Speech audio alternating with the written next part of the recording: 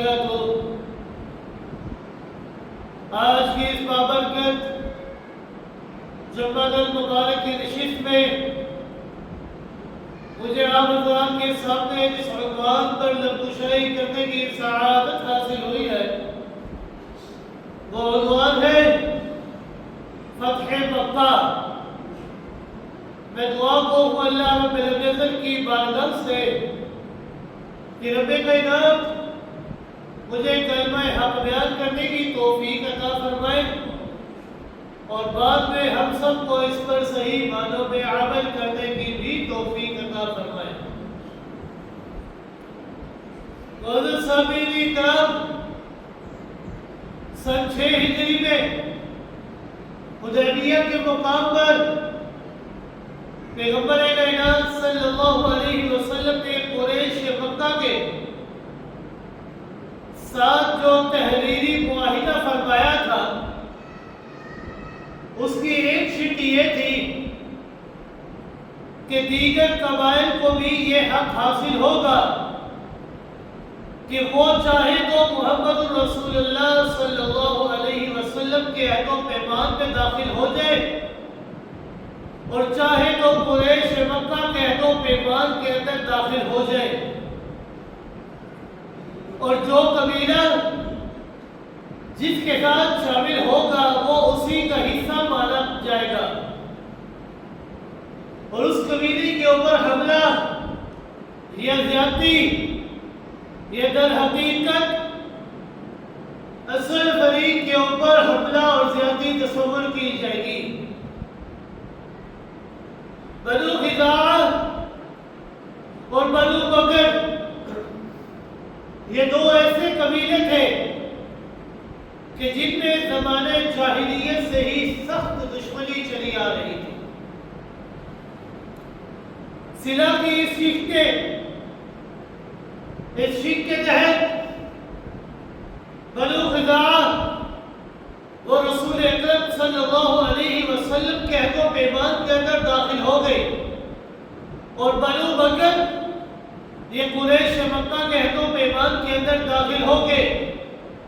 اور اس طرح دونوں قبیلے ایک دوسرے سے بے خوف ہو کر مطمئن رہ کر اپنی زندگی بسر کرتے رہے۔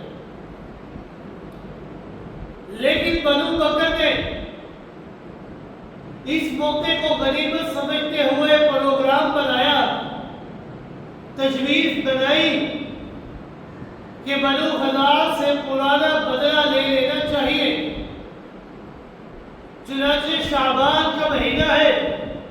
8 ہجری ہے، رات کی تاریکی میں بنو بکر نے بنو خزاعہ پر حملہ کر دیا، ان کے اوپر دھاوا بول دیا اور ان کے متعدد آدمی مار دیے گئے۔ اس حملے کے اندر قریش مکہ نے بنو بکر کے ساتھ ہر ممکن تعاون کیا، ہر طرح کا تعاون دیا، ہر طرح سے ساتھ دیا، ہتھیار بھی دیے، لڑنے کے لیے آدمی بھی دیے۔ بنو خزاعہ نے بھاگ کر حرم کے اندر پناہ لے لی، لیکن بنو بکر نے ان کو وہاں پر بھی قتل کر دیا، وہاں پر بھی ان کو قتل کرنے سے باز نہ آئے۔ یہ واقعہ یہ اس بات کے اوپر شاہد ہے کہ قریش مکہ عہد شکنی کے مرتکب ہو چکے ہیں، انہوں نے حدیبیہ والا معاہدہ یہ توڑ دیا ہے، یہ خود ہی ختم کر دیا ہے۔ بنو خزاعہ کا ایک آدمی عمر بن سالم خزاعی یہ 40 آدمیوں کا وفد لے کر ساری روداد، سارا ماجرا پیغمبر کائنات صلی اللہ علیہ وسلم کی خدمت میں حاضر ہو کر ان کو سناتا ہے، ان کو اس سارے ماجرے کے بارے میں بتاتا ہے۔ پیغمبر کائنات صلی اللہ علیہ وسلم اس وقت صحابہ کرام رضوان اللہ تعالی علیہم اجمعین کے جلد میں تشریف فرما تھے، مسجد نبوی کے اندر تشریف فرما تھے۔ عمر بن سالم خزاعی نے کھڑے ہو کر سارے ماجرے کو ان کے سامنے بڑی دکھ بڑی داستان کے ساتھ یوں بیان فرمایا کہ اے پروردگار، میں صلی اللہ علیہ وسلم کو، اپنے باپ کو اور ان کے باپ عبد المطلب کو قدیم معاہدہ یاد دلانے کے لیے آیا ہوں۔ بے شک قریش مکہ نے آپ سے کیا ہوا وعدہ اس کو توڑ دیا ہے، وعدے کی خلاف ورزی کی ہے اور آپ کے پختہ عہد و پیمان کو توڑ ڈالا ہے۔ ان لوگوں نے چشمہ و تیر پر سوتے ہوئے ہم پر شب کے خون مارا اور رکوع اور سجدے کی حالت میں ہمیں قتل کر دیا، اور مقام قدا میں آدمیوں کو ہماری گھات میں بٹھا دیا، اور ان کا گمان یہ تھا کہ ہم کسی کو اپنی مدد کے لیے نہیں بلائیں گے، اور وہ سب ذلیل ہیں اور تعداد کے اندر بھی کم ہیں۔ پیغمبر اعظم صلی اللہ علیہ وسلم نے جب یہ ساری تفصیل سنی، سارا ماجرا سنا، تو ان کی اعانت کا اور ان کی مدد کا ارادہ فرمایا، ان سے وعدہ فرمایا، اور یہ بنو خزاع کا 40 آدمیوں پر مشتمل وفد واپس چلا گیا۔ بعد میں پیغمبر اعظم صلی اللہ علیہ وسلم نے ان کی مدد کا طریقہ یہ بنایا کہ آپ صلی اللہ علیہ وسلم نے قریش مکہ کے پاس ایک قاصد بھجوایا اپنا، اور قریش مکہ کو یہ پیغام پہنچایا کہ 3 باتیں ہیں، ان 3 باتوں میں سے ایک بات کو اختیار کر لو۔ پہلی بات یہ ہے کہ مقتولین خزاعہ کی دیت دے دی جائے۔ جتنے لوگ تم نے بنو خزاعہ کے مارے ہیں نا،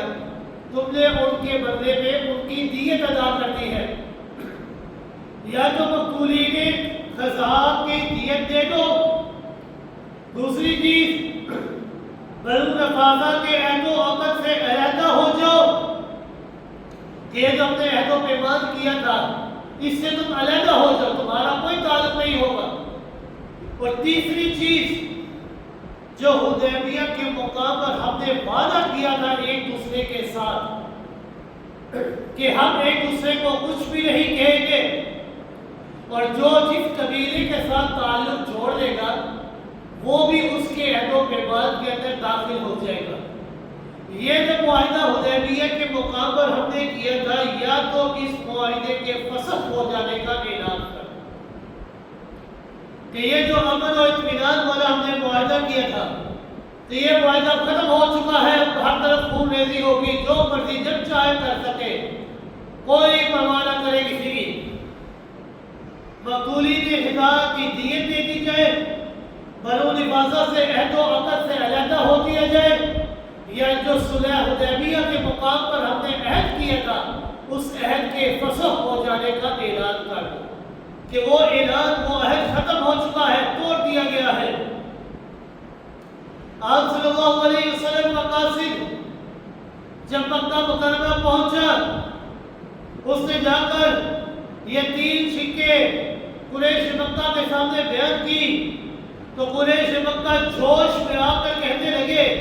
کہ ہم تیسری شرط کو منظور کرتے ہیں کہ حدیبیہ کے مقام پر جو معاہدہ ہوا تھا وہ فسخ ہو چکا ہے، توڑ دیا گیا ہے، ختم ہو چکا ہے۔ جوش میں آ کر انہوں نے کہا کہ ہمیں تیسری شرط منظور ہے، ہم معاہدہ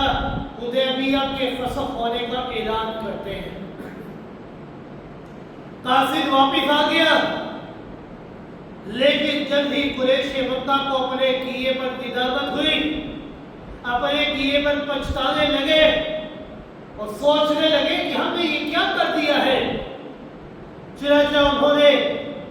فوراً ابو سفیان کو تجدید معاہدہ کے لیے روانہ فرمایا کہ آپ مدینہ منورہ جائیے،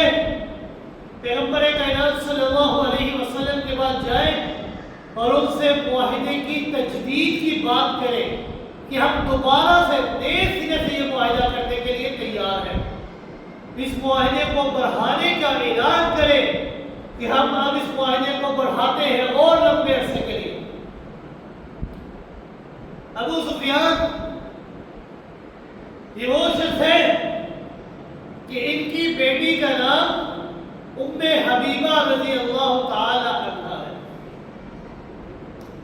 ابو سفیان کی بیٹی حضرت ام حبیبہ رضی اللہ تعالی عنہا جو کہ پیغمبر کائنات صلی اللہ علیہ وسلم کی زوجہ محترمہ ہے۔ چنانچہ جب وہ ابو سفیان مکہ سے نکلے مدینہ کے لیے اور مدینہ میں پہنچے تو سیدھا سب سے پہلے وہ اپنی بیٹی ام المؤمنین حضرت ام حبیبہ رضی اللہ تعالی عنہا کے گھر میں آئے، ان کے پاس آئے اور ان کا خیال گمان ہر باپ کا یہ خیال ہوتا ہے کہ میں اپنی بیٹی کے ہاں جا رہا ہوں، کافی لمبے عرصے کے بعد اس سے ملاقات ہونی ہے تو یقیناً میری بیٹی میرا انتہائی اعزاز اور اکرام سے مجھے دعا دے گی، میری عزت کرے گی، میرے ساتھ بہت اچھا برتاؤ کرے گی۔ مگر اس کے برعکس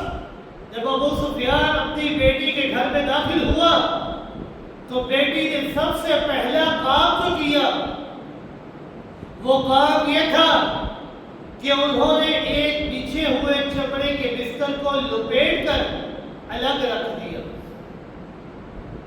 چمڑے کا بستر تھا، اس کو لپیٹ کر اٹھا دیا، سائڈ میں رکھ دیا۔ بعد میں اپنے والد کو اپنے بستر کے اوپر بٹھایا۔ ابو سفیان یہ بڑا حیران ہوا، کہنے لگا بیٹی تو نے مجھے عزت دینی تھی اور میرے لیے بستر بچھانا تھا، لیکن تو نے ایسا کیوں کیا کہ جو بستر تو نے میرے لیے بچھانا تھا وہی بستر تو نے میرے لیے اٹھا دیا؟ ایسا کیوں کیا؟ یہ بناتا ارغب بھی آتا آزامنی الحاظ الفراشی اب راغب تبھی عنی، کیا میری بیٹی ام حبیبہ کیا یہ بستر میرے لائق نہیں تھا یا میں اس بستر کے لائق نہیں ہوں؟ مجھے یہ تو بتلا، تو نے مجھے عزت دیتے ہوئے میرے لیے بستر بچھانا تھا لیکن تو نے اس کے برعکس میرے لیے بچھے ہوئے بستر کو بھی اٹھا لیا۔ اب مجھے بتلا کیا میں اس بستر کے لائق نہیں تھا یا یہ بستر میرے لائق نہیں تھا؟ حضرت ام حبیبہ رضی اللہ تعالیٰ عنہ نے جواب دیا، برجستہ فوراً جواب دیا، کہنے لگے ابا جان سچ بات بتاؤ نا میں تو وہ یہ ہے کہ آپ اس بستر کے قابل نہیں ہیں۔ بستر تو بڑا مبارک ہے لیکن آپ اس مبارک بستر کے قابل نہیں ہیں۔ کیوں؟ ھذا فراش رسول اللہ صلی اللہ علیہ وسلم وانت رجل مشرک نجس، کہ یہ رسول اکرم صلی اللہ علیہ وسلم کا بستر مبارک ہے اور آپ مشرک ہیں، نجس ہے، پلید ہے، اسی لیے میری غیرت نے گوارا نہ کیا کہ اس پاک بستر پر میں ایک مشرک کو بٹھاؤں چاہے وہ میرا باپ بھی کیوں نہ۔ ابو سفیان چلا اٹھا، کہنے لگا کہ میری بیٹی تم میرے بعد شر میں مبتلا ہو چکی ہے، لیکن بیٹی بولی نہیں، میں شر میں نہیں بلکہ کفر کی ظلمتوں سے نکل کر اسلام کی روشنی میں داخل ہو چکی ہوں، کیونکہ اسلام ہی یہی ہے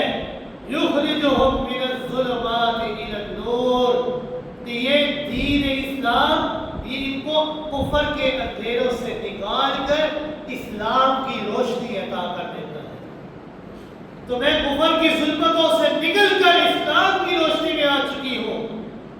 لہذا آپ اس بستر کے قابل نہیں تھے، میں نے اس لیے بستر کو اٹھا دیا۔ ابو سفیان یہ تھوڑی دیر وہاں پر ہی بیٹھا رہا، پھر وہاں سے نکل کر رسول اکرم صلی اللہ علیہ وسلم کی خدمت میں حاضر ہوا، اپنا مدعا اپنا دعویٰ پیش کیا۔ تجدید معاہدہ اور مدت صلح بڑھانے کے لیے حاضر ہوا۔ پیغمبر کائنات صلی اللہ علیہ وسلم نے جب ان کی بات سنی تو کوئی جواب نہ دیا، خاموشی اختیار کی۔ ابو سفیان بعد میں ابو بکر رضی اللہ تعالیٰ عنہ کے پاس گیا اور ان کے پاس جا کر اپنا مدعا پیش کیا، لیکن سیدنا صدیق اکبر رضی اللہ تعالیٰ عنہ اس کے بارے میں خاموش رہے۔ کہا کہ جس کے بارے میں پیغمبر کائنات صلی اللہ علیہ وسلم نے کچھ نہ فرمایا تو میں بھی کچھ نہیں فرما سکتا۔ اس کے بعد سیدنا فاروق اعظم رضی اللہ تعالیٰ عنہ کے پاس گئے، انہوں نے ہر قسم کی اعانت سے انکار کر دیا کہ میں آپ کی کوئی مدد نہیں کر سکتا۔ بعد میں حضرت علی المرتضیٰ رضی اللہ تعالیٰ عنہ کے پاس گئے اور ان کے بعد جا کر سارا ماجرا پیش کیا، قربت کا واسطہ دیا، سفارش طلب کی۔ سیدہ فاطمہ الزہرا رضی اللہ تعالیٰ عنہ کے پاس گئے، حضرت حسن کی منت سماجت کی، لیکن حضرت علی اور حضرت فاطمہ رضی اللہ تعالیٰ عنہ نے فرمایا کہ اب ہماری تو کوئی مجال نہیں کہ اس کے بارے میں رسول اکرم صلی اللہ علیہ وسلم کو کچھ ہی وہی کہہ سکتے ہیں، ہماری کوئی مجال نہیں کہ ہم کچھ اپنی طرف سے کہہ سکیں۔ لیکن وہ بار بار حضرت علی رضی اللہ تعالیٰ عنہ کی منت سماجت کرنے لگا، بڑی لجاجت کے ساتھ منت کرنے لگا۔ لیکن سیدنا علی المرتضیٰ رضی اللہ تعالیٰ عنہ نے مشورہ دیا کہ آپ ایک کام کریں، مسجد نبی میں جا کر پکار دیں، اعلان کریں کہ میں معاہدہ حدیبیہ کے بڑھانے کے لیے آیا ہوں، صلح حدیبیہ کو بڑھانے کے لیے آیا ہوں، اس معاہدے کی تجدید کے لیے آیا ہوں، اور یہ اعلان کر کے آپ واپس چلے۔ ابو سفیان نے یوں ہی کیا، مسجد نبی میں آئے، آ کر اعلان کیا کہ میں قریش مکہ کی طرف سے آیا ہوں اور میں معاہدہ حدیبیہ کی تجدید کے لیے آیا ہوں، کہ میں اس معاہدہ کو دوبارہ شروع کرنے کے لیے آیا ہوں۔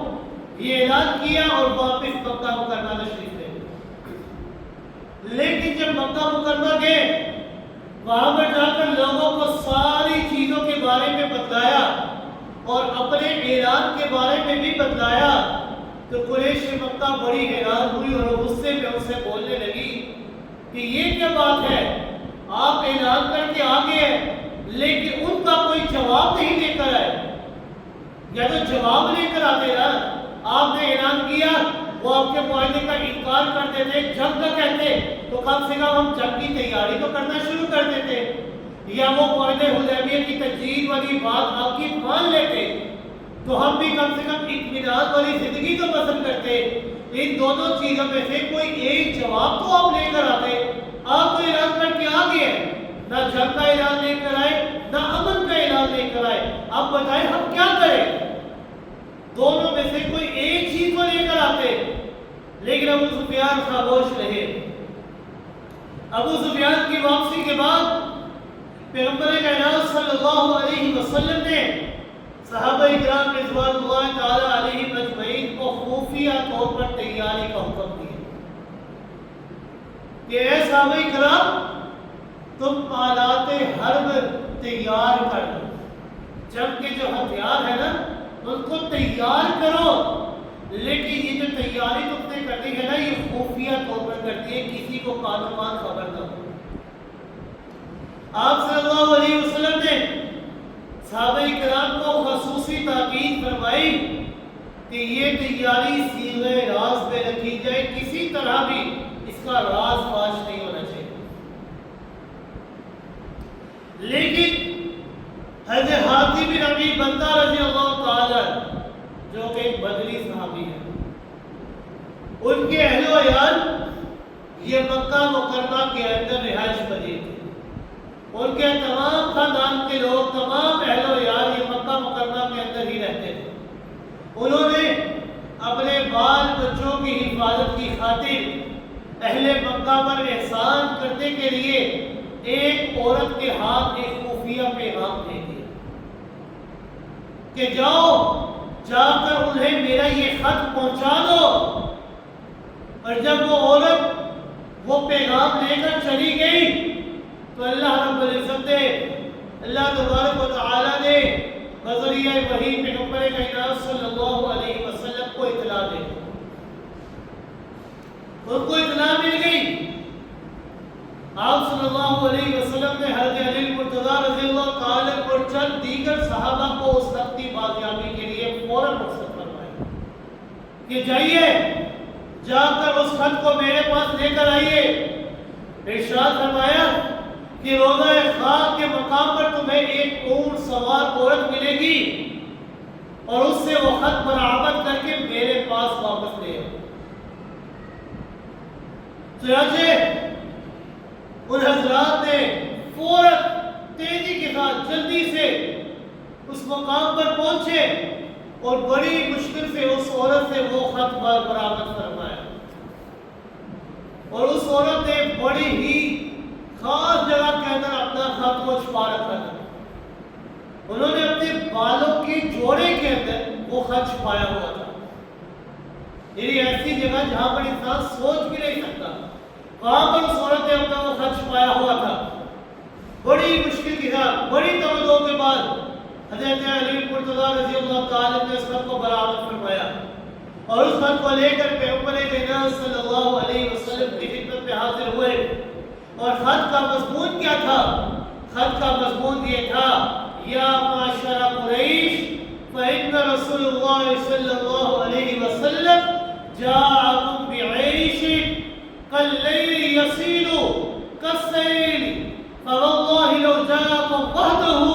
لنصرہ اللہ وانجز له وعدہ فانظروا لانفسکم۔ کہ اس خط کا مضمون یہ تھا کہ گروہ قریش، اے قریش کے لوگوں، تم پر رات کی مانند پیغمبر کائنات صلی اللہ علیہ وسلم کا ہولناک لشکر تمہارے اوپر آنے والا ہے۔ جس طرح ایک رات چھا جاتی ہے تو ہر چیز کے اوپر رات چھا جاتی ہے، اسی طرح رات کی تاریکی طرح پیغمبر کائنات صلی اللہ علیہ وسلم کا لشکر تمہارے اوپر حاوی ہونے کے لیے آ رہا ہے، جو سیلاب کی طرح بہہ رہا ہے اور تمہیں اپنے ساتھ بہا کر لے جائے۔ خدا کی قسم، اگر رسول اکرم صلی اللہ علیہ وسلم بغیر لشکر کے بھی تن و تنہا بھی تشریف لے آئے تب بھی تم ان کا مقابلہ نہیں کر سکو گے۔ کیوں؟ کیونکہ ان کی مدد اور کوئی نہیں بلکہ اکیلے اللہ کی ذات کر رہی ہے۔ اور مجھے اس بات کا یقین ہے کہ اتنے بڑے لشکر کو چھوڑ کر اگر وہ اکیلے بھی آ جائے تب بھی تم ان کا مقابلہ نہیں کر سکو گے۔ کیوں؟ کیونکہ ان کے ساتھ اللہ کی مدد ہے، اللہ نے ان کے ساتھ اپنے وعدے کو پورا کر دینا ہے۔ لہذا تم اپنی جان کے بارے میں فکر کرو، اپنے بارے میں سوچو۔ پیغمبر کائنات صلی اللہ علیہ وسلم نے حضرت حاتم بن ابی بلتع رضی اللہ تعالیٰ کو فوراً بلایا اور ان سے پوچھا، ما ھذا، اے حاتم یہ کیا ہے؟ میں نے تو کہا تھا کہ اس لشکر کی جو تیاری کرتی ہے یہ سیغہ راز کے اندر کرتی ہے، کسی کو کالو کال خبر نہیں ہونی چاہیے، اور آپ تو سارے ماجرے کے بارے میں بتا رہے ہو ان کو، یہ کیا معاملہ ہے؟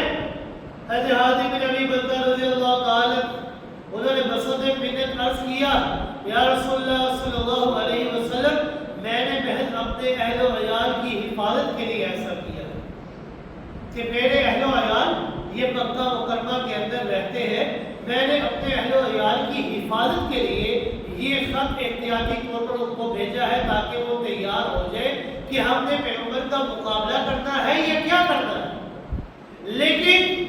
یاد رکھیے گا، میں ایک مخلص مسلمان ہوں، میں نہ تو مرتد ہوا ہوں اور نہ ہی میں منافق ہوں، میں ایک سچا مسلمان ہوں۔ آپ صلی اللہ علیہ وسلم نے جب ان کی یہ ساری گزارشات سنی نا تو آپ صلی اللہ علیہ وسلم نے فرمایا، انہ قد صدقکم، کیا صحابہ کرام یہ حاتم بن ابی بلتع سچ فرما رہا ہے، اس نے اپنے اہل و عیال کی حفاظت کی خاطر یہ خط بھیجا تھا، اور اس نے جو یہ بات کی نا کہ میں مسلمان ہوں، میں مرتد نہیں ہوں، میں منافق نہیں ہوں، یہ بات بھی 100% سچ ہے، یہ سچا مسلمان ہے۔ سیدنا فاروق اعظم رضی اللہ تعالیٰ تفصیلیں ثابت ہیں. خون جوش میں آتا, نوجوان نے بڑے دلیر بہادر جوش میں آئے, آ کر کہنے لگے مجھے تو لگتا ہے کہ یہ منافق ہو چکا ہے, لہذا آپ صلی اللہ علیہ وسلم آپ مجھے حکم دیں, میں اس کی گردن اڑا دوں گا, میں اس کا سر تم سنجیدہ کر دوں گا. لیکن آپ صلی اللہ علیہ وسلم نے فرمایا مہلت یا عمر, اے عمر ٹھنڈے ہو جاؤ, ٹھنڈے ہو جاؤ, پیچھے ہٹ جاؤ. انہو قد شہد بدرا, کہ عمر کیا آپ کو معلوم نہیں کہ یہ حادث تو غزوہ بدر کے اندر شامل ہوا تھا, اور تمہیں کیا معلوم وما یدریک, اے عمر تمہیں کیا معلوم لعل اللہ اطلع علی اہل بدر, کہ اللہ رب العزت نے اہل بدر کے اوپر اپنی نظر رحمت فرما دی ہے. جب اللہ اپنی نظر رحمت فرما رہے تو ہم کون ہوتے ہیں اس نظر رحمت کو چھیننے والے؟ فقال اعملوا ما شئتم قد غفرت لكم, رب کائنات نے ان کے اوپر اپنی نظر رحمت اس طرح فرمائی کہ رب کائنات نے فرمایا اعملوا ما شئتم, تم جو چاہو کرو, جو بھی کر چکو, قد غفرت لكم, میں اللہ نے تمہاری ہر کی ہوئی چیز کو معاف کر دیا. تم سے کبھی بھی کوئی غلطی یا خطا ہوگی میں اللہ نے اس کو پہلے سے ہی معاف کر دیا. جب اللہ معاف کرنے والا ہے تو ہم کون ہوتے ہیں بدلہ لینے والے؟ یہ تو بدری صحابی ہے, اللہ نے ان سے کی ہر قسم کی خطاؤں کو معاف کر دیا, تو تم کون ہوتے ہیں بدلہ لینے والے؟ سیدنا فاروق اعظم رضی اللہ تعالیٰ نے جب یہ بات سنی تو اشکبار ہو کر رونے لگے. پیغمبر کائنات صلی اللہ علیہ وسلم نے بھی حضرت حاتم کی غلطی کو معاف فرمایا. اسی موقع پر اللہ رب العزت نے اہل ایمان کو تنبیہ کرتے ہوئے ارشاد فرمایا سورہ ممتحنہ کے اندر یا ایھا الذین آمنوا لا تتخذوا عدوی وعدوکم اولیاء تلقون الیہم بالمودہ وقد کفروا بما جاءکم من الحق, کہ اے ایمان والو, اے مومنوں, میرے اور اپنے دشمنوں کو کبھی بھی دوست نہ بنانا. لا تتخذوا عدوی وعدوکم اولیاء, میرے اور اپنے دشمنوں کو کبھی بھی دوست نہ بنانا. تلقون الیہم بالمودہ, کہ وہ تمہارے پاس تو دوستی کے پیغام بھیجتے ہیں لیکن آ کر تمہارے دین کا بربلا انکار کر دیا کرتے ہیں. تمہارے دین کا انکار کرتے ہیں, پیغام تو دوستی کا بھیجیں گے لیکن پیٹھ پیچھے اسی دوستی کو وہ توڑیں گے. لہذا میرے اور اپنے دشمنوں کو کبھی بھی دوست نہ بنانا. محترم یہ کہ آپ صلی اللہ علیہ وسلم نے 10 رمضان المبارک سن 8 ہجری میں نماز عصر کے بعد 10,000 صحابہ کرام رضوان اللہ تعالی علیہم اجمعین کی معیت میں مدینہ منورہ سے مکہ مکرمہ کی طرف کوچ فرمایا کہ آپ مدینہ سے مکہ کی طرف نکلے. مقام جحفہ کے مقام پر آپ صلی اللہ علیہ وسلم کو آپ کے چچا حضرت عباس رضی اللہ تعالی عنہ اہل و عیال ہجرت کر کے مدینہ آتے ہوئے ملے. وہ بھی جہاد کی نیت سے آپ کے ساتھ اسی لشکر اسلام میں شامل ہو گئے. جب مقام ابوا کے مقام پر پہنچے تو آپ صلی اللہ علیہ وسلم کو ابو سفیان بن حارث اور عبداللہ بن امیہ وہ بھی ملے, اور وہ بغرض اسلام آپ صلی اللہ علیہ وسلم کے پاس آ رہے تھے. آپ صلی اللہ علیہ وسلم نے ان کے اوپر رافت اور رحمت فرماتے ہوئے ان کے تمام خطاؤں کو معاف کر دیا اور ان کے اسلام کو قبول فرما دیا. وہ بھی اس لشکر اسلام کے اندر شامل ہو گئے اور آپ کے ساتھ مکہ واپس جانے کے لیے تیار ہو گئے. چونکہ یہ رمضان المبارک کا مہینہ تھا اور آپ صلی اللہ علیہ وسلم اور صحابہ کرام رضوان اللہ تعالی علیہم اجمعین یہ روزہ نہیں چھوڑا کرتے تھے, چاہے کسی بھی حالت میں ہو. ہماری طرح نہیں ہلکا کا بخار ہو گیا, تھوڑا سفر کرنا ہو, کچھ بھی ہو, روزے چھوڑ کے بیٹھے تھے کہ بعد میں قضا کر لیں گے, بعد میں یاد ہی نہیں رہتا. لیکن وہ جنگ کے لیے جا رہے ہیں لیکن انہوں نے پھر بھی روزے کو نہیں چھوڑا. اور عرب کی سرزمین صحرا ہے, گرم ہے, تپش ہے, لیکن روزہ نہیں چھوڑتے. مقام قدیم میں پہنچ کر آپ صلی اللہ علیہ وسلم کو صحابہ کرام کی مشقت مشقت کا خیال ہے آیا، روزہ افطار کر لیا۔ آپ صلی اللہ علیہ وسلم کی ابتدا میں صحابہ کرام نے بھی روزہ افطار کر لیا۔ مقام قریب سے چل کر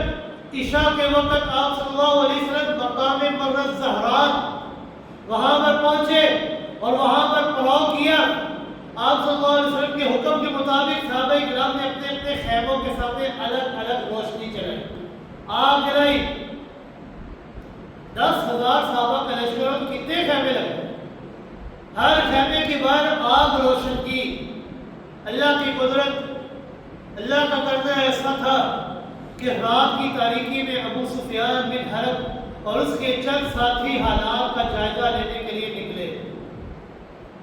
جب حالات کا جائزہ لینے کے لیے نکلے تو کئی میلوں میں پھیلی ہوئی آگ کو دیکھ کر بڑے مرعوب ہو گئے،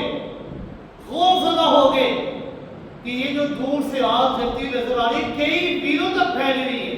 اور ایک میل 1.5 کلومیٹر کا ہوتا ہے۔ اتنی بڑی آگ کو دیکھ کر بڑے خوف زدہ ہو گئے، مرعوب ہو گئے، تو یہ تو بہت بڑا لشکر ہے، یہ تو ہمارے اوپر تو چڑھ ہی آیا، بس پہنچنے ہی والا ہے، کل ہمارے اوپر حملہ کر دے گا۔ حضرت عباس رضی اللہ تعالیٰ نے اسے پہچان لیا ابو سفیان کو، اور اسے پکڑ کر اسلامی لشکر کی شان و شوکت دکھاتے ہیں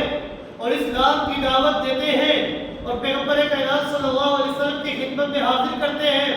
پیغمبر کائنات صلی اللہ علیہ وسلم نے بھی انتہائی شفقت اور رحمت سے اسلام کی دعوت اسے، بڑے پیار، بڑی محبت اور شفقت سے اسلام کی دعوت دی ابو سفیان کو، اور وہ آپ کی رافت و رحمت اور شفقت کو دیکھ کر، صلہ رحمی کو دیکھ کر بڑا متاثر ہو اور دائرہ اسلام کے اندر فوراً داخل ہو گئے۔ حضرت عباس رضی اللہ تعالیٰ کہنے لگے پیغمبر کائنات صلی اللہ علیہ وسلم نے اسے یہ اعزاز بھی دیا کہ ابو سفیان آپ نے اسلام کو قبول کیا ہے، تو آج میں آپ کو یہ احساس بھی دیتا ہوں، من دخل دار ابی سفیان فہو آمن، کہ جو کل آپ کے گھر کے اندر بھی داخل ہو جائے گا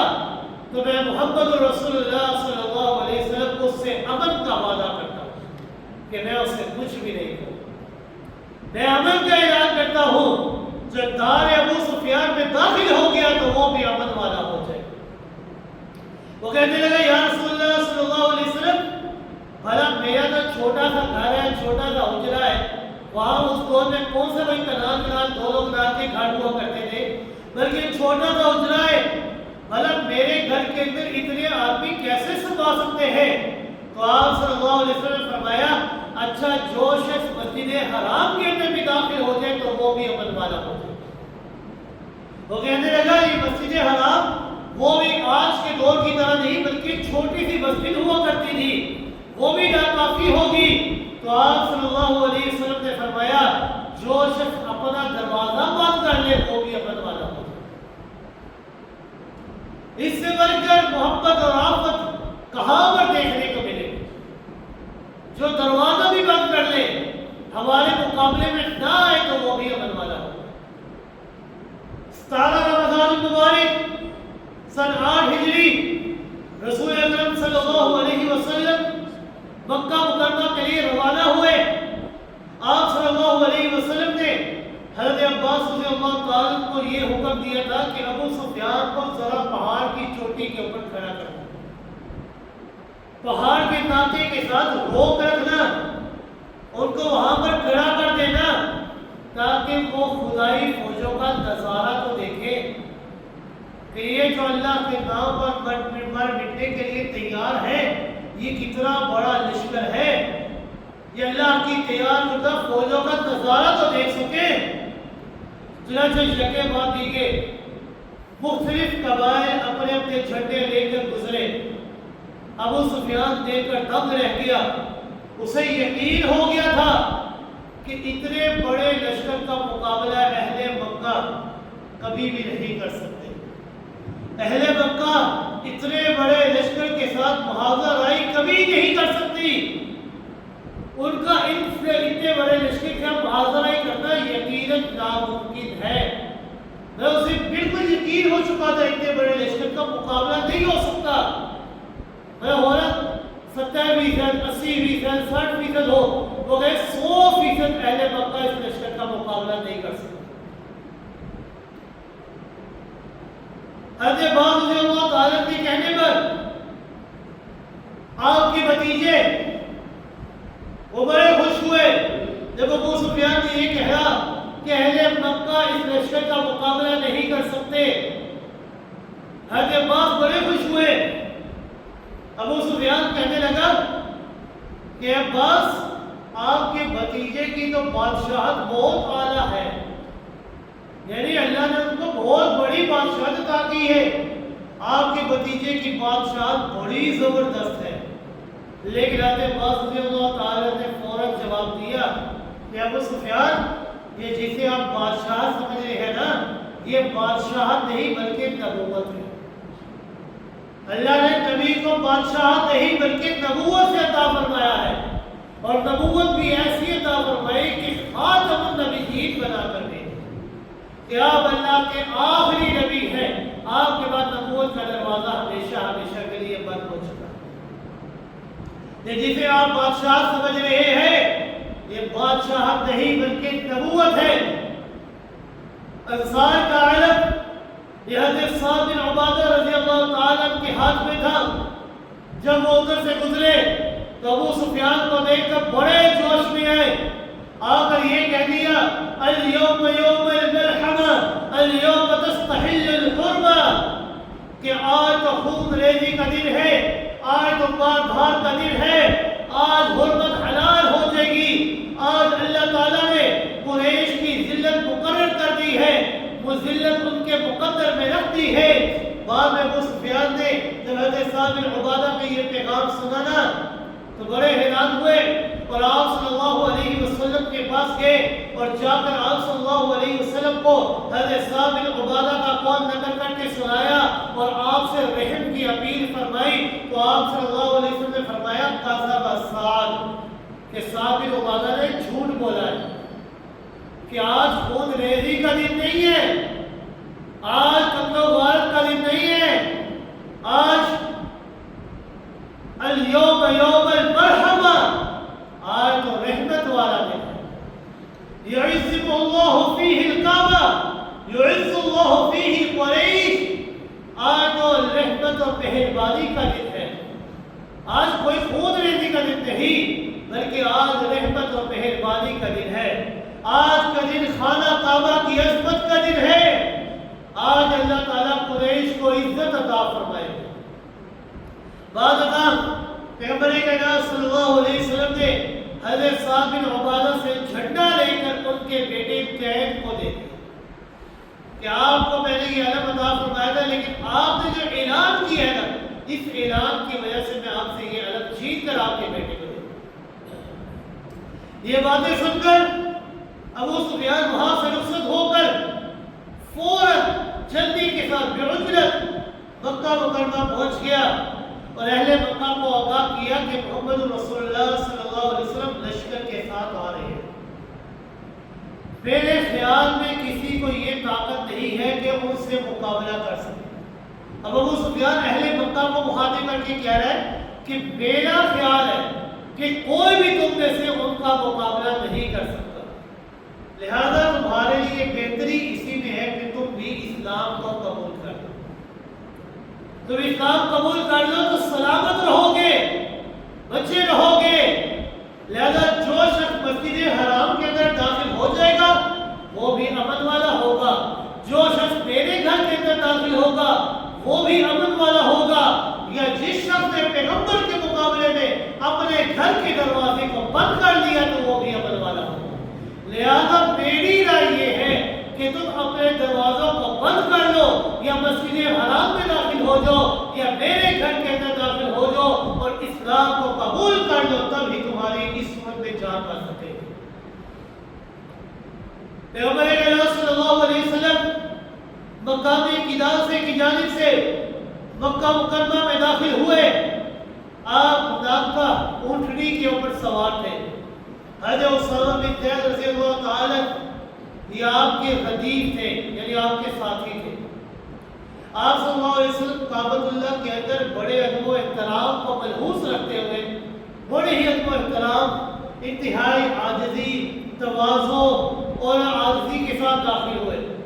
اور ان کی حالت یہ تھی کہ آپ جب کعبہ کی حدود میں داخل ہو رہے تھے تو آپ نے اپنے سر کو جھکایا ہوا تھا، اس حد تک آپ نے اپنی گردن کو جھکایا ہوا تھا کہ آپ کی جو داڑھی مبارک کے ریشے ہیں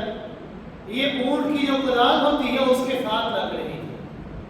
اونٹ کا جو کجاوا آگے کی جانب ہوتا ہے اس کے ساتھ آپ کی گردن لگ رہی تھی، یعنی اس حد تک عاجزی کے ساتھ آپ نے اپنی گردن کو جھکایا ہوا تھا، اور بار بار اس آیت مبارکہ کی تلاوت فرما رہے تھے۔ بڑی مشہور آیت، اِنَّا فَتَحْنَا لَكَ فَتْحًا مُبِينًا اِذَا جَاءَ نَصْرُ اللَّهِ وَالْفَتْحُ، کہ جب اللہ کی مدد آ جائے تو فتح خود آ جاتی ہے۔ اللہ رب العزت نے ہمیں فتح مبین عطا فرمائی ہے۔ اس آیات کی تلاوت کرتے ہوئے آپ کعبۃ اللہ کے اندر داخل ہو رہے ہیں۔ ذرا غور فرمائیے کہ آپ کس طرح شاہانہ اور متکبرانہ انداز کے بجائے عاجزانہ طور پر مکہ مکرمہ کے اندر داخل ہو رہے ہیں، کیونکہ یہ بادشاہ نہیں ہے، یہ تو نبوت ہے۔ یقیناً آپ لوگوں کے دل میں یہ خیال ہوگا کہ آپ سے چند برس قبل جس شہر سے آپ کو بے بسی اور بے کسی کی حالت میں آپ نکلے تھے، رات کی تاریکی کے اندر چھپ کر آپ نکلے تھے، اللہ تعالیٰ نے آج آپ کے اوپر وہ وقت بھی لے آئے ہیں کہ آپ 10,000 کے لشکر کے ساتھ فاتحانہ انداز کے اندر اسی شہر کے اندر داخل ہو رہے ہیں۔ اگر بادشاہت ہوتی تو آپ متکبرانہ انداز کے اندر سینہ تان کر سر اٹھا کر وہ اس شہر کے اندر داخل ہوتے، جس شہر سے آپ کو بے وقت ہو کر نکالا گیا تھا، آپ وہاں سے نکلے تھے، لیکن آپ آج اسی شہر کے اندر عاجزی کے ساتھ تواضع کے ساتھ گردن جھکا کر داخل ہو رہے ہیں۔ یہ اس بات کی طرف اشارہ ہے کہ اللہ نے آپ کو بادشاہت نہیں بلکہ نبوت سے مالا مال فرمایا۔ اللہ نے آپ کو نبوت عطا فرمائی تھی، آپ نبی آخر الزمان تھے۔ مکہ مکرمہ میں داخل ہونے کے بعد آپ صلی اللہ علیہ وسلم نے سب سے پہلے اپنی چچا زاد بہن ام ہانی بنت ابی طالب کے گھر میں تشریف لے گئے، وہاں غسل فرما کر 8 رکعت نماز شکرانہ ادا فرمائی، اللہ کا شکر ادا فرمایا۔ پھر آپ نے ام ہانی سے کھانا طلب فرمایا تو وہ کہنے لگی کہ میرے پاس تو صرف خشک روٹی موجود ہے اور تو کچھ بھی نہیں ہے۔ آپ صلی اللہ علیہ وسلم نے پانی کو دعا کر اس کے اندر نمک ملایا اور خشک روٹی کو اس کے اندر رکھ کر نرم کی اور پھر وہ روٹی کھائی۔ بعد میں آپ صلی اللہ علیہ وسلم مہاجرین اور انصار کے جمع میں مسجد حرام میں تشریف لائے، آگے بڑھے، حجر اسود کو بوسہ لیا اور اونٹنی کے اوپر بیٹھ کر بیت اللہ کا طواف فرمایا۔ بیت اللہ کے صحن میں اور اس کے چھت میں 360 بت نصب تھے۔ سب کو معلوم ہے کہ مشرکین نے بیت اللہ کے اندر 360 بت نصب کر رکھے تھے۔ بیت اللہ شریف کے صحن میں اور چھت کے اوپر 360 بت نصب تھے۔ آپ کے ہاتھ میں ایک کمان تھی، آپ اپنی کمان کے ذریعے ان بتوں کو ٹھوکریں مارتے جاتے اور وہ بت گرتے جاتے اور اس آیت مبارکہ کی تلاوت کرتے رہتے، جاء الحق وذهب الباطل ان الباطل كان زهوقا، کہ حق آ گیا ہے اور باطل ختم ہو گیا ہے، اور جب حق آ جاتا ہے تو باطل مٹ جایا کرتا ہے، کیونکہ باطل تو ہوتا ہی مٹنے کے لیے ہے۔ اور اللہ کی قدرت کہ آپ کے ہاتھ میں جو چھری تھی، آپ اس چھری کے ذریعے جس بت کی طرف اشارہ کرتے تو وہ فوراً بت ریزہ ریزہ ہو جائے، صرف تباہ نہیں ہوتا، ٹکڑے ٹکڑے نہیں ہوتا، بلکہ ریزہ ریزہ ہو کر اس کا نام و نشان ہی بن جائے گا۔ بعد میں آپ صلی اللہ علیہ وسلم نے عثمان بن طلحہ کو بلوایا، اس سے بیت اللہ کی چابی طلب فرمائی، اس نے تعبیر حکم کرتے ہوئے چابی دیے لائے اور آپ صلی اللہ علیہ وسلم کی خدمت میں وہ چابی پیش فرمائی۔ یاد رکھیے گا کہ عثمان بن ابی طلحہ یہ وہی شخص ہے کہ آپ صلی اللہ علیہ وسلم نے ہجرت مدینہ سے قبل رات کی تاریکی میں تھوڑی دیر کے لیے خانہ کعبہ کی چابی مانگی تھی ان سے کہ آپ مجھے تھوڑی دیر کے لیے خانہ کعبہ کی چابی دیں، میں وہاں پر جا کر نماز ادا کر لوں، بعد میں پتہ نہیں یہاں پر مجھے نصیب ہو یا نہ ہو، میں وہاں پر جا کر نوافل ادا کرنا چاہتا ہوں۔ لیکن اس اللہ کے بندے نے انکار کر دیا کہ نہیں، میں آپ کو چابی نہیں دوں گا، آپ اپنی یہ حسرت دل میں چھپائے واپس لوٹ آئے۔ اس وقت آپ صلی اللہ علیہ وسلم نے فرمایا تھا کہ عثمان یاد رکھنا، ایک وقت وہ بھی آئے گا کہ یہ چابی میرے ہاتھ کے اوپر ہوگی اور مجھے یہ اختیار ہوگا کہ میں یہ چابی جسے چاہوں دوں اور جسے چاہوں نہ دوں۔ تو پیغمبر کائنات صلی اللہ علیہ وسلم کی وہ پیش گوئی آج ثابت ہوگی۔ آج عثمان بن طلحہ چاروں نچار چابی دینے پر مجبور تھے اور انہوں نے وہ چابی آپ صلی اللہ علیہ وسلم کے ہاتھ کے اندر تھما دی۔ بیت اللہ شریف کا دروازہ کھلوایا گیا، آپ اندر تشریف لے کر گئے، آپ نے دیکھا کہ مشرکین نے بیت اللہ کے اندر بت رکھے ہوئے ہیں، وہ بیت اللہ شریف کی دیواروں کے اوپر بزرگوں کی تصویریں بنائی ہوئی ہیں، ان پہ حضرت ابراہیم علیہ السلام، حضرت اسماعیل علیہ السلام کی تصویریں بھی تھیں۔ آپ صلی اللہ علیہ وسلم نے خانہ کعبہ کے اندر رکھے ہوئے بتوں کو ہٹایا، ان کو توڑ دیا، ریزہ ریزہ کر دیا اور زمزم کا پانی منگوا کر ان تمام تصویروں کو دھو ڈالا اور مٹا ڈالا ہمیشہ کے لیے۔ پھر بیت اللہ شریف کے چاروں گوشوں میں اللہ اکبر کی تکبیر کی، تحلیل کی، لا الہ الا اللہ کی صداؤں کو بلند فرمایا اور پھر نماز ادا فرمائی۔ اور اس وقت حضرت بلال رضی اللہ تعالیٰ اور حضرت اسامہ رضی اللہ تعالیٰ بھی آپ صلی اللہ علیہ وسلم کے ساتھ تھے۔ بعد میں آپ صلی اللہ علیہ وسلم نے دروازہ کھولا اور دیکھا کہ مسجد حرام لوگوں سے کچا کچ بھری ہوئی ہے، مسجد حرام میں چاروں طرف لوگ ہی لوگ ہیں۔ آپ صلی اللہ علیہ وسلم نے دروازے کے دونوں بازو پکڑ لیے اور خطبہ ارشاد فرمایا، خطبے کا آغاز فرمایا، لا الہ الا اللہ وحدہ لا شریک لہ، لا الہ الا اللہ وحدہ لا شریک لہ، لہ صدق وعدہ ونصر عبدہ وہزم الاحزاب وحدہ۔ آپ صلی اللہ علیہ وسلم نے فرمایا کہ نہیں کوئی الہ سوائے اکیلے اللہ کے، وہ اللہ وحدہ جو اکیلا ہے، جو اکیلا تھا، اکیلا ہے اور اکیلا ہی رہے گا، جس کا کوئی حامی و ناصر نہیں، وہ اکیلا ہی بادشاہ ہے، لا شریک لہ، اس کا کوئی شریک نہیں، صدق وعدہ، اللہ نے اپنے وعدے کو سچ کر دکھایا ہے۔ آج اس مکہ سے میں بے کسی کی حالت میں رات کی تاریکی میں نکلا تھا، آج اسی بیت اللہ کے اندر اللہ رب العزت نے مجھے داخلہ عطا فرما دیا۔ قد احزب انکم نحوہ الجاہلیہ وتعظم بالآباء، کہ اللہ تعالیٰ کے سوا اور کوئی معبود نہیں، وہ اکیلا ہے، اس کا کوئی شریک نہیں، اس نے اپنے وعدے کو سچ کر کے دکھایا ہے، اپنے بندے کی یعنی کہ محمد رسول اللہ صلی اللہ علیہ وسلم کی مدد کی ہے اور سارے جدوں کو بے تنہا شکست دی ہے۔ اے قریش کے لوگوں، اللہ تعالیٰ نے تم سے جاہلیت کی نحوست اور باپ دادا کے فخر کا خاتمہ کر دیا ہے۔ اب کے بعد سارے کے سارے لوگ حضرت آدم علیہ السلام کی اولاد ہیں اور حضرت آدم یہ مٹی سے بنائے گئے ہیں اور کسی چیز سے نہیں بنے۔ اسی موقع پر آپ صلی اللہ علیہ وسلم نے اس آیت مبارکہ کی تلاوت فرمائی، یا ایھا الناس انا خلقناکم من ذکر وانثى وجعلناکم شعوبا وقبائل لتعارفوا ان اکرمکم عند اللہ اتقاکم ان اللہ علیم خبیر۔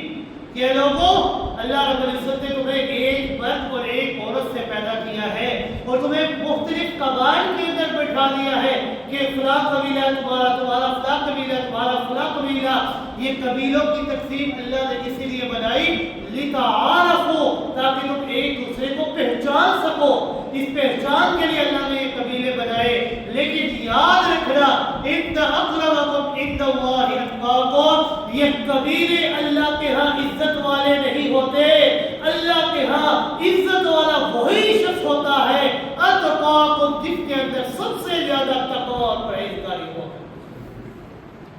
تو اپنے قبیلے کے نام کی بنیاد پر میں اللہ کے ہاں زیادہ محبوب نہیں بنو گے، بلکہ عند اللہ اکرمکم عند اللہ اتقاکم، میں اللہ کے نزدیک سب سے زیادہ عزت والا شخص وہی ہوگا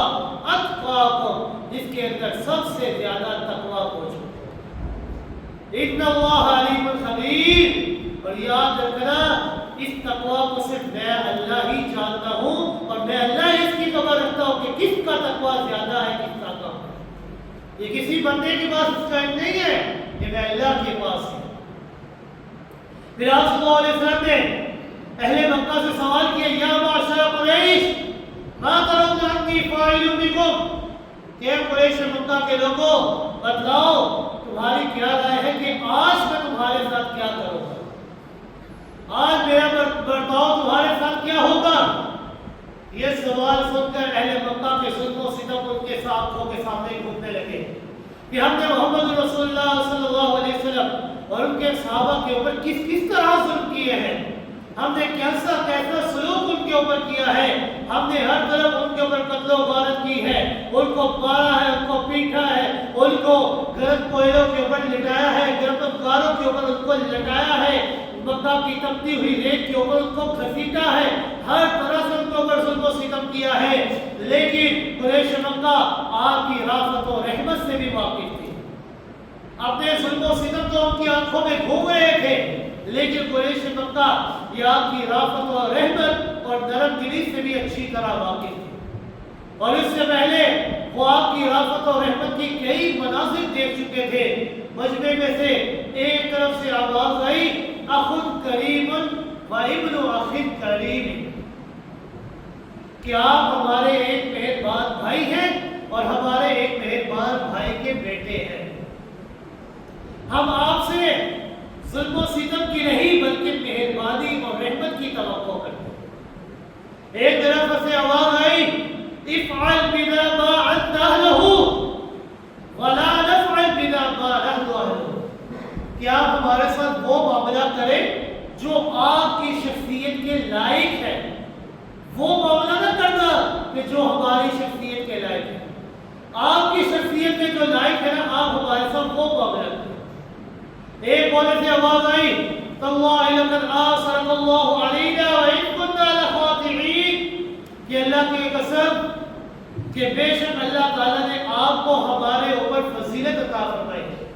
آپ کو ہمارے اوپر فضیلت بخشی ہے، ہم اپنی غلطی، اپنی خطا، اپنی جرم کا اعتراف کرتے ہیں۔ آپ جانتے ہیں یہ وہی جملہ ہے حضرت یوسف علیہ السلام کے بھائیوں نے حضرت یوسف کے سامنے کیا تھا، تاللہ لقد آثرک اللہ علینا وإن كنا لخاطئین، کہ آپ ہماری خطا ہر چیز کو جانتے ہیں۔ پیغمبر اعظم صلی اللہ علیہ وسلم نے جب یہ ساری باتیں سنی تو پیغمبر اعظم صلی اللہ علیہ وسلم چونکہ رحمت للعالمین پیغمبر ہے، اللہ نے آپ کو رحمت للعالمین پیغمبر بنا کر بھیجا، وما ارسلناک الا رحمت للعالمین، کیا بڑے رحمت للعالمین پیغمبر ہیں۔ آپ صلی اللہ علیہ وسلم نے فرمایا اگر تم نے وہ جملہ بولا ہے جو یوسف علیہ السلام کے بھائیوں نے بولا تھا تو بھلا میں یوسف علیہ السلام کا کردار کیوں نہ ادا کروں، کہ یوسف کے بھائیوں نے جملہ بولا تو یوسف علیہ السلام نے اپنے بھائیوں کو معاف کر دیا تھا، اور تم نے بھی یوسف علیہ السلام کے بھائیوں والا جملہ بولا ہے، تو میں بھلا یوسف کا کردار کیوں نہ ادا کروں، لہذا میں بھی وہی کہتا ہوں فإنی اقول لکم کما قال یوسف اخی، کہ میں بھی وہی کہتا ہوں کہ یوسف علیہ السلام کے بھائیوں نے، یوسف علیہ السلام نے جو اپنے بھائیوں سے کہا تھا کہ لا تثریب علیکم اليوم، کہ آج کے اوپر تمہارے لیے کوئی بدلہ نہیں ہے، کوئی عتاب نہیں ہے، کوئی ملامت نہیں ہے، اذهبوا انتم الطلقاء، جاؤ تم سارے کے سارے آزاد ہو، میں تم سب کو معاف کرنے کا اعلان کر دیتا ہوں۔ قریش مکہ کے دل جذبہ شکر سے لبریز ہو گئے، اسلام کی حقانیت ان کے سامنے آ گئی، ان کے دلوں کے اندر اسلام کی گھر کے کر گئی اسلام، اور انہوں سب نے بیک وقت ایک ہی نعرہ لگایا کہ ہم بھی دین اسلام کو قبول کرتے ہیں۔ بعد میں کعبہ کی چابی کا معاملہ آیا کہ کعبۃ اللہ کی چابی اب کس کے پاس ہونی چاہیے، تو آپ صلی اللہ علیہ وسلم اور بیشتر صحابہ اکرام کی خواہش یہ تھی کہ یہ چابی، یہ کنجی، یہ بڑی قیمتی چابی ہے، یہ چابی ہمارے پاس ہونی چاہیے، کعبۃ اللہ کی چابی برادری کا شرف ہمیں حاصل ہونا چاہیے۔ حتیٰ کہ حضرت علی، حضرت عباس رضی اللہ تعالیٰ نے بھی اس چابی کے لیے کی آپ صلی اللہ علیہ وسلم کے سامنے درخواست کی کہ آپ اس کعبہ کے دروازے کی چابی ہمیں دیں، لیکن اللہ رب العزت نے اس موقع کے اوپر یہ آیت مبارکہ نازل فرمائی، اعلان فرمایا ان اللہ یامرکم ان تؤدوا الامانات الی اہلها، کہ بے شک میں اللہ تعالیٰ آپ کو حکم دیتا ہوں کہ جو امانت آپ کے پاس ہے نا، وہ امانت جس کی ہے اس کے ہاتھ سپرد کر دینی چاہیے، اس کو واپس کر دینی چاہیے۔ آپ صلی اللہ علیہ وسلم نے جب اس آیت مبارکہ کو سنا، آپ کے اوپر وحی نازل ہوئی، تلاوت کرتے ہوئے آپ نے ارشاد فرمایا این عثمان بن طلحہ، کہ عثمان بن طلحہ کہاں پر ہے؟ وہی عثمان بن طلحہ جنہوں نے ہجرت سے پہلے آپ کو کعبہ کی چابی نہیں دی تھی۔ آپ نے دوبارہ سوال فرمایا این عثمان بن طلحہ، عثمان بن طلحہ کہاں ہے؟ وہ آئے، آپ صلی اللہ علیہ وسلم نے دوبارہ سے وہی چابی ان کے ہاتھ میں دے دی اور فرمایا اے عثمان، اسے ہمیشہ ہمیشہ کے لیے لے لو، اور یاد رکھنا کہ یہ جو چابی ہے نا، یہ میں آپ کو اپنی مرضی سے نہیں دے رہا، بلکہ اللہ کا حکم میرے پاس آیا ہے، لا یاخذها منک الا الظالم، اور کوئی بھی آپ سے یہ چابی نہیں چھین سکتا مگر ہاں جو ظالم ہو، میں ظالم نہیں بلکہ رحمت للعالمین، اللہ کا حکم ہے، لہذا میں اس کی چابی دوبارہ آپ کے پاس واپس کر رہا ہوں۔ پیغمبر اکرم صلی اللہ علیہ وسلم کوہ صفا پر تشریف لے کے اور دیر تک بیت اللہ شریف کی طرف رخ کر کے دیکھتے رہے، اللہ تعالیٰ کی حمد و ثنا کے اندر مشغول رہے،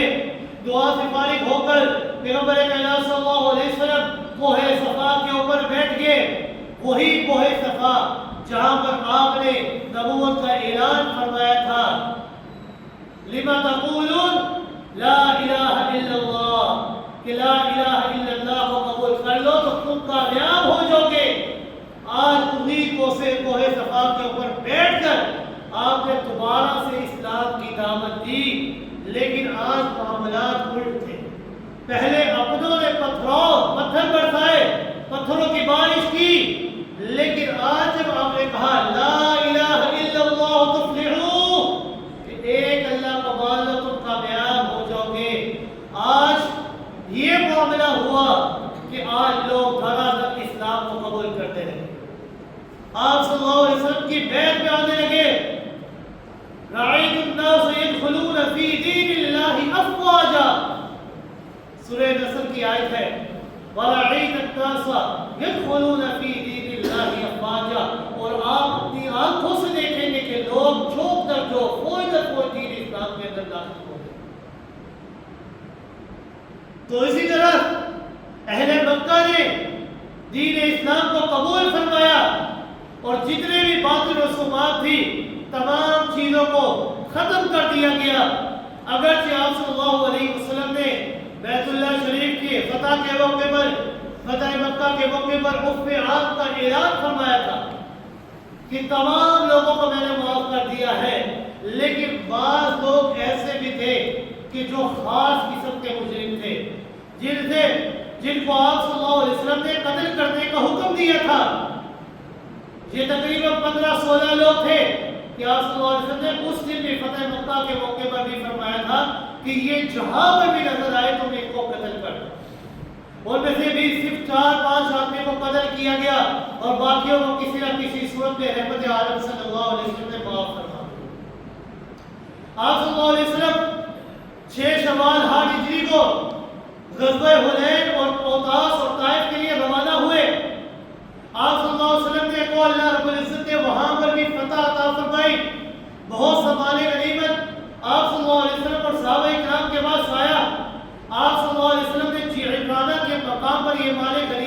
تقسیم فرمایا. یہ جعرانہ وہ مقام ہے کہ جب کوئی بندہ عمرے کے لیے جاتا ہے تو احرام باندھنا ہو تو وہاں پر جا کر دوبارہ سے احرام باندھ کر آ سکتا ہے.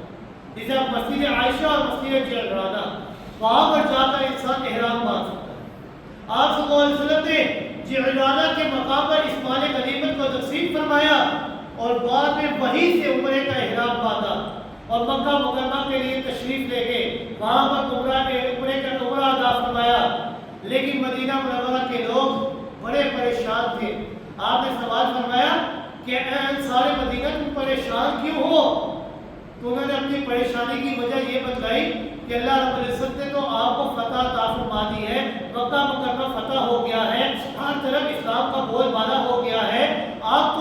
اپنے آبائی شہر میں واپس آ جائیں گے کیونکہ یہ مکہ تو آپ کا آبائی شہر ہے، یہ اللہ رب العزت کا شہر ہے، خانہ کعبہ یہاں پر ہے. آپ کو اللہ رب العزت نے اس کی فتح عطا فرما دی ہے، لہذا آپ یہاں پر واپس آ جائیں گے. اب ہمارا کیا بنے گا مدینہ میں؟ ہم تو آپ کو دیکھے بغیر رہ نہیں سکتے. لیکن آپ صلی اللہ علیہ وسلم نے فرمایا کہ نہیں، اللہ نے فتح عطا فرما دی ہے، لیکن اللہ رب العزت جس نبی کو ہجرت کا حکم دے دے تو وہ نبی جب ہجرت کر لے تو وہ وہاں سے ہجرت دوبارہ نہیں کر سکتا جب تک اللہ حکم نہ دے. لہذا میں یہاں پر عمرہ ادا کر کے تمہارے ساتھ اب واپس ہی جاؤں. اللہ رب العزت نے سن 8 ہجری میں مکہ مکرمہ کی فتح آپ صلی اللہ علیہ وسلم کو عطا فرمائی. یہ اللہ رب العزت ہی ہے جو دین حق کو غالب کر کے دکھاتے ہیں کہ یہ دین اسلام وہی دین ہے جو غالب آ کر رہے گا. مشکلات آتی ہیں، پریشانی آتی ہے، تکلیفات آتی ہے، لیکن تم نے اللہ سے کبھی بھی نا امید اور مایوس نہیں ہونا، بلکہ اللہ سے ہمیشہ امید رکھنی ہے، کیونکہ اللہ کا اعلان ہے